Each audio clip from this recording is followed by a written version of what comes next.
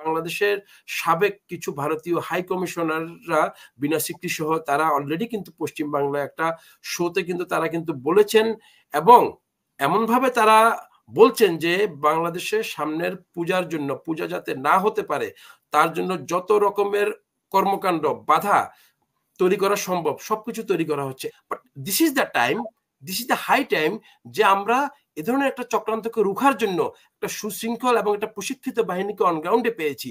So আমি নিশ্চিত আমাদের যে প্রশাসন বর্তমানে আছেন তারা সেনাবাহিনীকে যথোপযুক্তভাবে ইউজ করবেন এই চক্রটাকে কিংবা এই কনস্পিরেসিটাকে ব্রেক করার জন্য। আপনি যখন কাউকে যখন দমিয়ে রাখবেন, আপনি কাউকে যখন নিষিদ্ধ করে দেবেন, তাদেরকে আপনি যখন কখনো কোনো ফেস শো করতে দিবেন না, গ্রাউন্ডে আসতে দিবেন না, আমি বলবো যে এটা জামাত হোক শিবিরের হোক, ইট ওয়াজ a very smart move.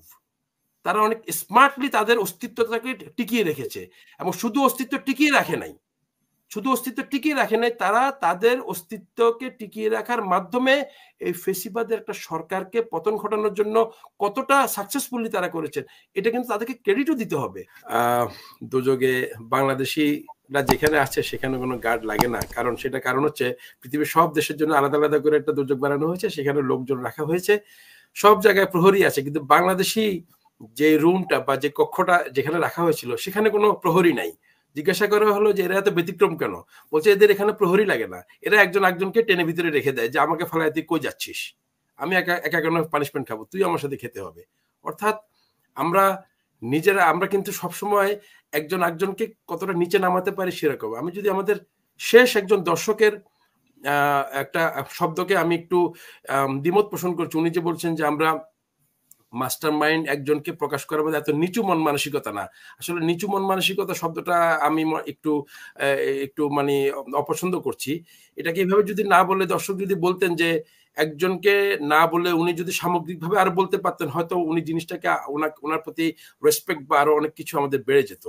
So এটা আমিও সবসময় বলি, বা এটা এভাবে উনি অ্যাপ্রোচ করার পরে আমিও বলেছিলাম যে মাস্টারমাইন্ড হিসেবে একজনকে এভাবে ইন্ট্রোডিউস না করে ডক্টর ইউনূস এটা অনেকটা উইদাউট স্ক্রিপ্ট, এটা কিন্তু আমরা দেখেছি কোনো লিখিত বক্তব্য না বা কোনো কিছু না, এটা কিন্তু অনেকটা ইমপ্রম্পচু জাস্ট ইন্ট্রোডিউস করানোর মতো। বাট উনি যদি এভাবে যদি বলতেন যে এই যে জুলাই আগস্ট অভ্যুত্থানের যারা এর পেছনের কারিগর, মূলত ছাত্ররা এবং পরবর্তীতে দেশের আপামর জনসাধারণ, এই সমস্ত কারিগরের অন্যতম যারা কাজ করেছেন তাদেরই আমি কয়েকজন প্রতিনিধিকে নিয়ে এসেছি, তাদের ভিতরের একজন হচ্ছেন উনি।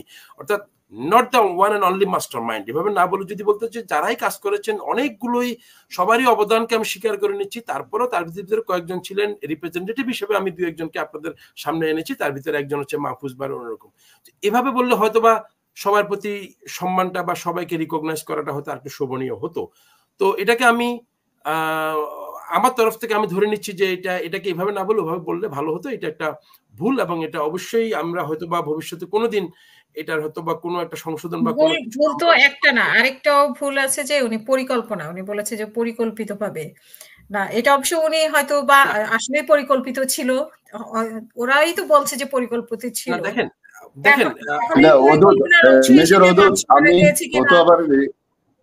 মেজর অদূত, আমি একটু কথা বলতে চাই, এটাই তো প্রশ্ন উঠছে এখন, যাদের গুলি খেয়েছে তারা তো এখন বড় একটা ইয়ের মধ্যে আছে। হাসিনা আপা, আমি একটু এই ব্যাপারে কথা বলি। যখন 6 জন এই সমন্বয়ক ওই ভাতের হোটেলে, মানে এখানে হারুন সাহেবের ওখানে, হারুনের ভাতের হোটেল, হ্যাঁ, তখন আমি উত্তরায় একটা বড় অনেক ছাত্রী একসাথে হয়েছে, আমি আমার বাসা থেকে আমার ছেলের ক্লাসমেটকে ফোন দিলাম, ছেলে দেশের বাইরে, ওর ক্লাসমেটকে আমি ফোন দেওয়ার পরে আমি বললাম যে তোমরা এত মানুষ এখানে হয়েছ, তোমাদের ছাত্রদের একজন লিডারকে, কারণ আমি তো এই আন্দোলনের সাথে মিডিয়ার মাধ্যমে কথা বলছি, ওই সরকারের এগেনস্টে কথা বলছিলাম, আমি বললাম তোমাদের একজন লিডারকে আমার দরকার, একটু কথা বলতে চাই। সে বললো আঙ্কেল আমাদের এখানে তো কোনো লিডার নাই। তাই বললাম এই যে 10-12 হাজার লোক নাকি উত্তরা একসাথে হয়েছে, বলে হ্যাঁ আমাদের একটা হোয়াটসঅ্যাপ গ্রুপ আছে, ওখানে যখন যেখানে যেতে বলে আমরা যাই। তখন কিন্তু 6 জন ওখানে আটকা, তারা আবার ওই যে সাক্ষী দিচ্ছে, ভুল সাক্ষী দেওয়ার ওই যে পত্রিকা বেছানো। তো আমি পরে বললাম তাহলে কিভাবে তোমরা একত্রিত, যে আমার এই 10,000-12,000 লোকের মধ্যে 2 জনকে আমি চিনতে পেরেছি হঠাৎ করে বাই চান্স, কেউ কাউকে চিনি না, আমাদের কাছে একটা এরকম মেসেজ আসে, আমরা একসাথে হই।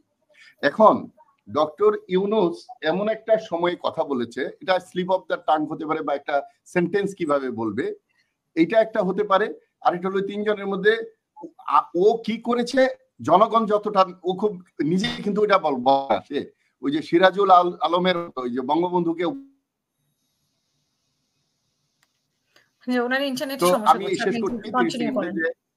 হ্যাঁ, আমি বলতে চাচ্ছি যে ওইটা হয়তো ইউনূস সাহেব গল্পটা শুনেছেন, সে কিভাবে কাজ করেছে, সে নিজেও কিন্তু এই অহংকারই না, সে নিতে চায়নি। তো এইটা অ্যাকচুয়ালি হিস্ট্রি তো হবে, তখন কি করেছে, সবাই তো আর আন্দোলনের সামনে আসে না, পেছন থেকে কিছু লোক কাজ করে।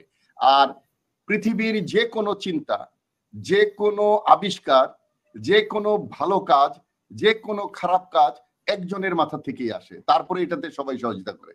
রোটারি ক্লাব হয়েছে, রাওয়া ক্লাব হয়েছে, একজন বলছে আমরা একটা ক্লাব করবো। সুতরাং একজনের মাথা থেকে আসতে পারে, যদি হয় তাহলে এইটুকু আমাদের স্বীকার করতে অসুবিধা কি, যে উনি ছাত্রছাত্রীদেরকে বড় করতে গিয়ে এই কথাটা হয়তো বলেছে। জি, major Wadud sir, thank you sir. আমি আসলে ওটাই বোঝাতে চাইছি যে অবদানটা সবার ছিল এখানে, এককভাবে কিন্তু হয়তো ছাত্ররা স্যার এই কাজটা করেনি, ডেফিনেটলি ইনিশিয়েটিভ ছিল, আইস ব্রেকিংটা ছিল ওদের তরফ থেকে, দেন সারা দেশের আপামর জনসাধারণ, সমস্ত কর্মজীবী শ্রমজীবী সবাই কিন্তু এটার সাথে লিডারশিপ। হ্যাঁ, ওটাই লিডারশিপ, যারা আগে এক্স্যাক্টলি স্যার, লিডারশিপ ওদের হাতে ছিল।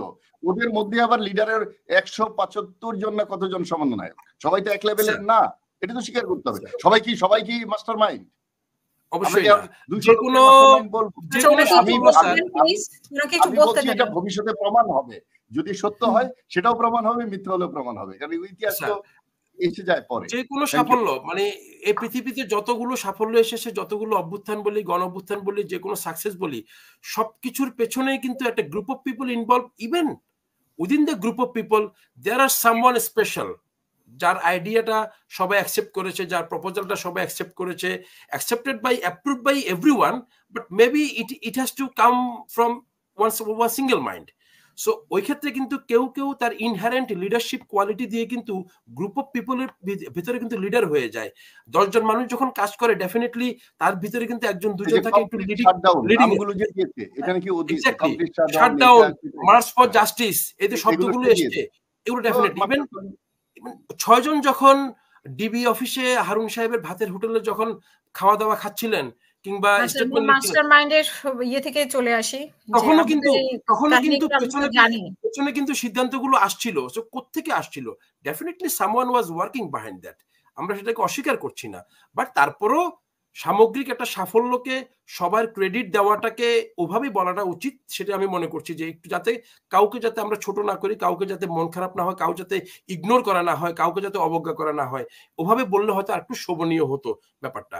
এখন আমি যদি আপনার দ্বিতীয় প্রসঙ্গটাতে আসি, শিবিরের ইনভলভমেন্ট কিংবা জামাতকে একটু হাইলাইটেড, কিংবা জামাত বিএনপির ভিতরে যেটা ডিস্টেন্স ইদানিং, আমার কাছে ছিল না। আমার প্রশ্ন ছিল যে পূজাকে সামনে রেখে আওয়ামী লীগ আরেকটা টার্ম কার্ড খেলতে পারে কিনা। দেখেন আপা, পূজাকে সামনে রেখে টার্ম কার্ড খেলবে আওয়ামী লীগ, এটা তো আমি আমার গত বক্তব্যে বলেছি, এটা অলরেডি কিন্তু শুরু হয়ে গিয়েছে। ভারত থেকে কিন্তু ব্যাপক হারে কিন্তু এটার প্রচারণা, এবং ভারতীয় বিভিন্ন মিডিয়ার মাধ্যমে আন্তর্জাতিকভাবেও কিন্তু এটার ব্যাপক প্রচারণা তারা কিন্তু চলেছে। এবং আমাদের বাংলাদেশের সাবেক কিছু ভারতীয় হাই কমিশনাররা বিনা স্বীকৃতি সহ তারা অলরেডি কিন্তু পশ্চিমবাংলায় একটা শোতে কিন্তু তারা কিন্তু বলেছেন, এবং এমনভাবে তারা বলছেন যে বাংলাদেশের সামনের পূজার জন্য, পূজা যাতে না হতে পারে তার জন্য যত রকমের কর্মকাণ্ড বাধা তৈরি করা সম্ভব সবকিছু তৈরি করা হচ্ছে। এবং প্রত্যেকটা পূজা মণ্ডপে, আমি যেটা বলেছি আমার আগের বক্তব্যে, আপনি আগের বক্তব্যে বলেছেন, আমি ভুলে গেছি, সরি, এই জিনিসগুলো অলরেডি কিন্তু এই চক্রান্ত কিন্তু চলমান, এবং এটা কিন্তু আছেই। এবং আমি বলবো যে যেহেতু আমরা বারবার দেখছি যে সেই আনসার থেকে শুরু করে সেই ডাক্তারের বেশে, সেই পল্লী বিদ্যুতের খুঁটির বেশে, আমি জিজ্ঞেস করেছিলাম যে, সরি, আমার প্রশ্নটা আরেকটা যেটা ছিল সেটা হচ্ছে যে সামনে যে ধাক্কাটা আসবে, এই ধাক্কাটা অন্তর্বর্তীকালীন সরকার সামলাতে পারবে কিনা।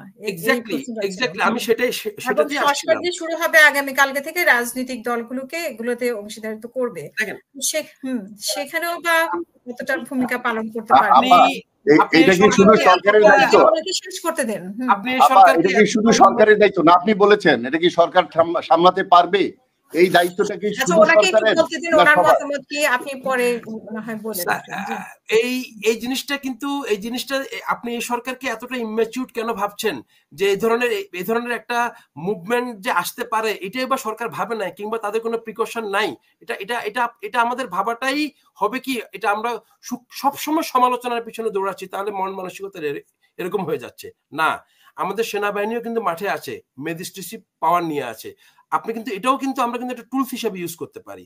অন্য সময় কিন্তু পূজার সময় কিন্তু আমরা সেনাবাহিনীকে কিন্তু ম্যাজিস্ট্রেসি পাওয়ার দিয়ে কিন্তু গ্রাউন্ডে নিয়োগ রাখতে পারি নাই বা কখনো দেই নাই। But this is the time, this is the high time যে আমরা এ ধরনের একটা চক্রান্তকে রুখার জন্য একটা সুশৃঙ্খল এবং একটা প্রশিক্ষিত বাহিনীকে অন গ্রাউন্ডে পেয়েছি।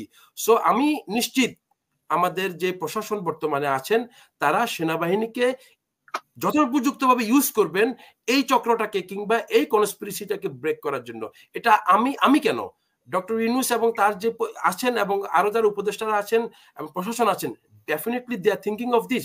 আপনার কাছে কি ধারণা আমরাই শুধুমাত্র পশ্চিম বাংলার কিংবা আওয়ামী লীগের চক্রান্তের বিরুদ্ধে কথা বলছি, শুধু আমরাই জানছি, তারা জানছে না?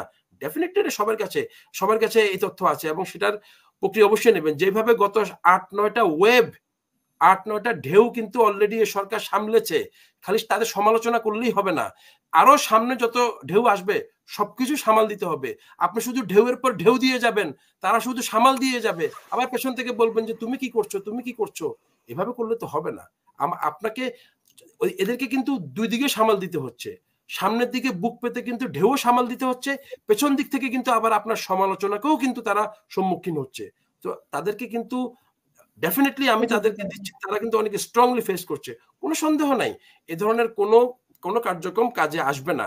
আমি শুধুমাত্র একটা জিনিস বলবো যে এখন আমরা কথায় কথায় দেখছি যে শিবির, অমুক জায়গায় মাস্টারমাইন্ড শিবির, ব্যাকআপে শিবির ছিল। ডেফিনেটলি আমি এখানে কিন্তু একটা সূক্ষ্ম একটা ক্রেডিটও দিতে চাই আপা। কারণ আপনি কাউকে যখন দমিয়ে রাখবেন, আপনি কাউকে যখন নিষিদ্ধ করে দেবেন, তাদেরকে আপনি যখন কখনো কোনো ফেস শো করতে দিবেন না, গ্রাউন্ডে আসতে দিবেন না, আমি বলবো যে এটা জামাত হোক, শিবিরের হোক, ইট ওয়াজ এ ভেরি স্মার্ট মুভ। তারা অনেক স্মার্টলি তাদের অস্তিত্বটাকে টিকিয়ে রেখেছে এবং শুধু অস্তিত্ব টিকিয়ে রাখে নাই, তারা তাদের অস্তিত্বকে টিকিয়ে রাখার মাধ্যমে এই ফেসিবাদের একটা সরকারকে পতন ঘটানোর জন্য কতটা সাকসেসফুলি তারা করেছেন, এটা কিন্তু তাদেরকে ক্রেডিটও দিতে হবে। আপনি ছাত্ররা আন্দোলন করেছে, কেন ছাত্রদের মধ্যে কি কেউ কি বিএনপি থাকতে পারে না? ছাত্রদের মধ্যে কি কেউ জামাত থাকতে পারে না? ছাত্রদের মধ্যে কি কেউ কি শিবির থাকতে পারে না? আমি শুধু ছাত্রদেরকে শুধু কেন রাজনৈতিক দলের বাইরে কেন ছাত্র ভাবতেছি? রাজনৈতিক দলের মধ্যে কি ছাত্র নাই? তো ডেফিনেটলি আছে, থাকতেই পারে, আমি এটাকে কোনো বুদ্ধি। কিন্তু এই জিনিসটাকে আজকে এত হাইলাইটেড করছে কারা? সেম জিনিস হাসিনা আপা, যারা এই দেশটাতে ইসলামিক এক্সট্রিমিস্টদের উত্থান ঘটছে, এটা যারা বলতে চায় ভবিষ্যতে বাংলাদেশটা একটা ইসলামী রাষ্ট্র হয়ে যাবে, তারাই কিন্তু এই জিনিসটাকে অনেক বেশি হাইলাইট করছে আন্তর্জাতিকভাবে পরিমণ্ডলে, এটাকে বেশি মিডিয়ার মাধ্যমে আরো বেশি ছড়াচ্ছে। কারণ এটাকে ছড়ানোর উদ্দেশ্যই হচ্ছে গিয়ে সবকিছুর পেছনের মাস্টারমাইন্ড ছিল শিবির, এবং তাদের উত্থানের মাধ্যমে কিন্তু এই গণ অভ্যুত্থান হয়েছে এবং ভবিষ্যতে বাংলাদেশ একটা ইসলামিক রাষ্ট্র হয়ে যাবে, যেটা এই দক্ষিণ এশিয়ার জন্য সিকিউরিটির জন্য অনেক বড় থ্রেট। এটাকে এস্টাবলিশ করার জন্য কিন্তু এখন যতটা না ওদের কৃতিত্ব, তাদেরকে অনেক বেশি কৃতিত্ব দিয়ে কিন্তু আমরা কিন্তু একটা রং ট্র্যাকে কিন্তু জাতিকে নেওয়ার চেষ্টা করতেছি।